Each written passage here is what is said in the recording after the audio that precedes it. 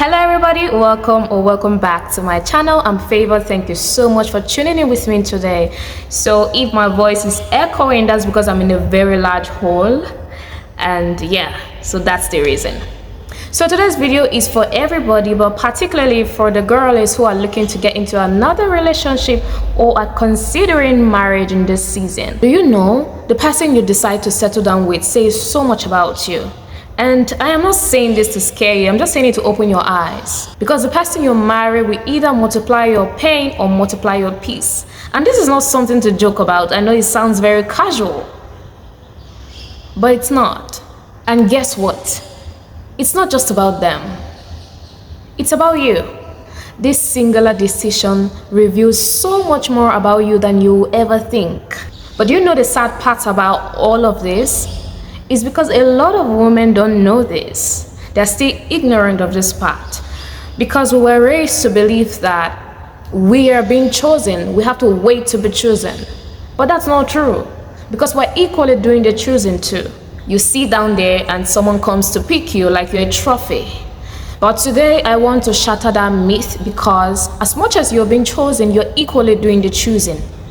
And your choice will reveal to the world your taste. It will reveal to the world what really matters to you.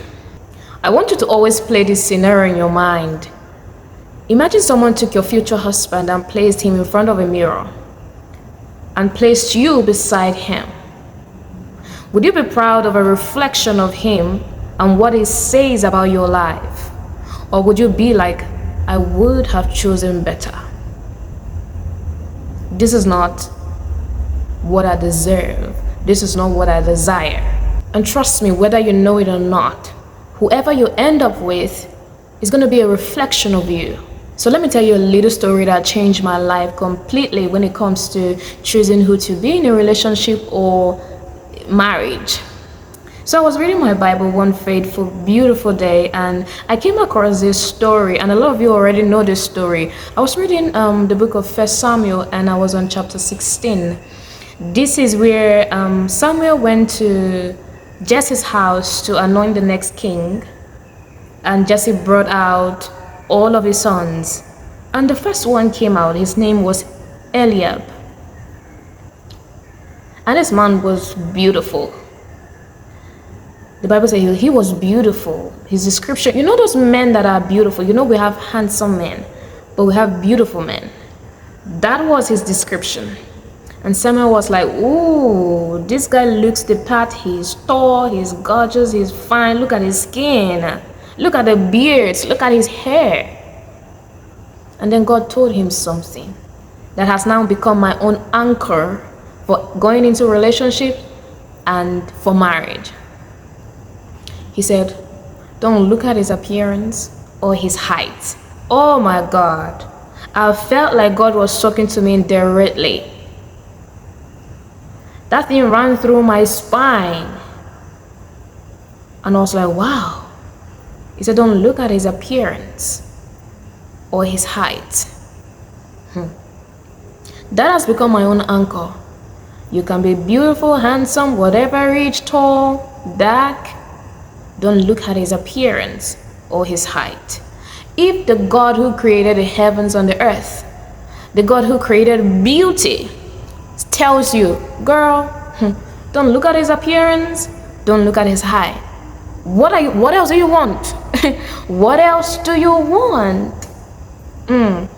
Because in the grand scheme of things, it doesn't matter. I know some people will say it does matter, and I get what you're saying, but that's why I said in the grand scheme of things, the big picture, it truly doesn't matter. That man can be gorgeous, fine, tall, handsome, and beat you blue, black. I promise you. So that has become my anchor. When it comes to entering relationships, I decide not to see until I'm sure I want to see. But what are we doing today? We are choosing men based on height, skin tone, fine face, six-pack, and how good he looks in a suit. And I'm not a hater. I am not saying When you see a fine man, just say, oh, that's not it. No, you can admire a man without not thinking anything. You don't have to think anything. Oh, he's handsome, then what? You don't have to be with every handsome guy. You don't have to be with every handsome guy. There's something better than that. Does he fear God? Does he have self-control? This self-control issue, we take it for granted. What will make a man look at a lady, he knows he can get her, and still says no? Why? He has the money to get what he wants, do what he wants, how he wants it, yet he respects you. Why? Self-control. Does he have it? Is he visionary? I've noticed that a lot of men are very ambitious, very, very ambitious. If you're looking for ambitious men, they're everywhere. But very little men are visionary. They don't know where they're going to. They just want to make it. But they can't actually sit you down and lay out a plan for you. They don't know how to do that because they don't know it. They've never been there. Is that what you want? Does he treat people with respect? He's treating you with respect now, but does he treat other people with respect? Because it'll soon be you. How does he treat people? And I'm not saying you have to be all nice and lovey-dovey with everybody. Some people are truly nasty, let's be honest. But when somebody comes at you, you don't have to fight. Sometimes you just have to leave with your dignity. Let me tell you something. I will bring myself out. I have been with a guy who used to fight all the time. Sometimes that needs to pain. I'm like, oh my God. I thank God for growth. Because sometimes you look at yourself, you'll be like, okay, what actually made me stay in that relationship? What happened to me? But that's the beauty of growth. You just fight everybody, everything, fighting everywhere. That's not the kind of person you want to be with. That doesn't mean they're not going to offend you. Going back to what I was saying, does he have self-control? These are the little things that will matter down the line.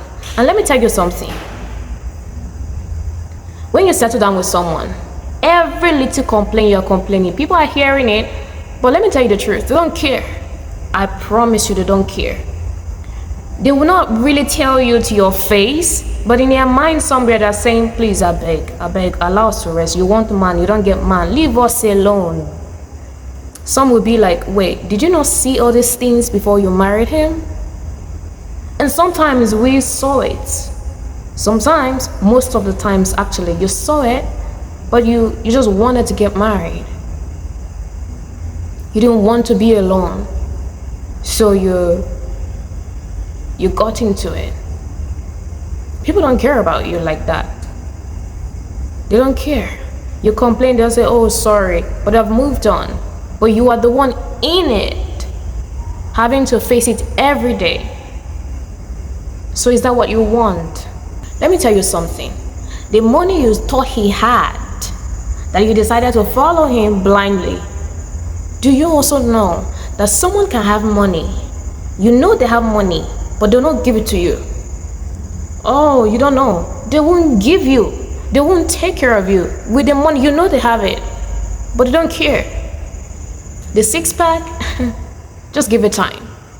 It will become one big pack. The accent you heard and thought, oh, this is so irresistible. You get tired of listening to it, then what? Then what? No amount of handsomeness can make you happy. The same lips that made you blush can tear you down and make you cry every day.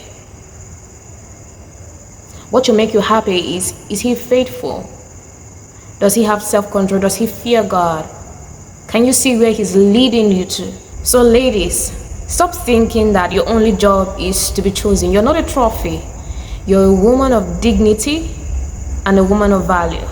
But the thing is, if you do not understand your value, you will settle for anything that calls itself a man. So find a man, man is a lie. Man will be man. Not every man is the same. There are good men.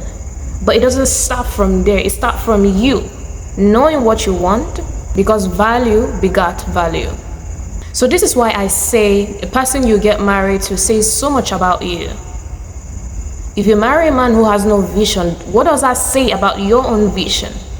If you marry a man who doesn't respect you, what does that say about how you respect yourself?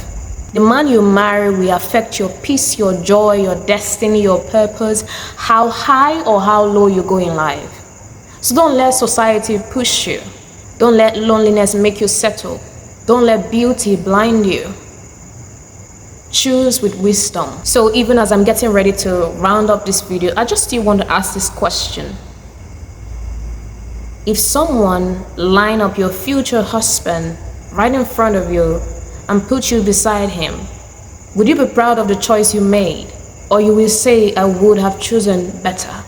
Some choices are too critical to rush into.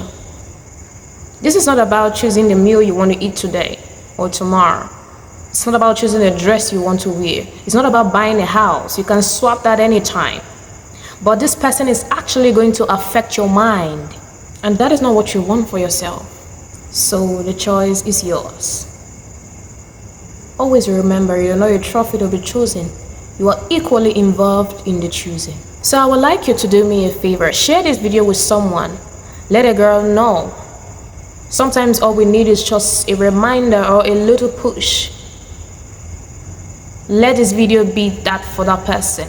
Let this video be that for you. And until the next video, please choose wisely and like the video, share and subscribe if you haven't. Thank you so much. I'll see you in the next one.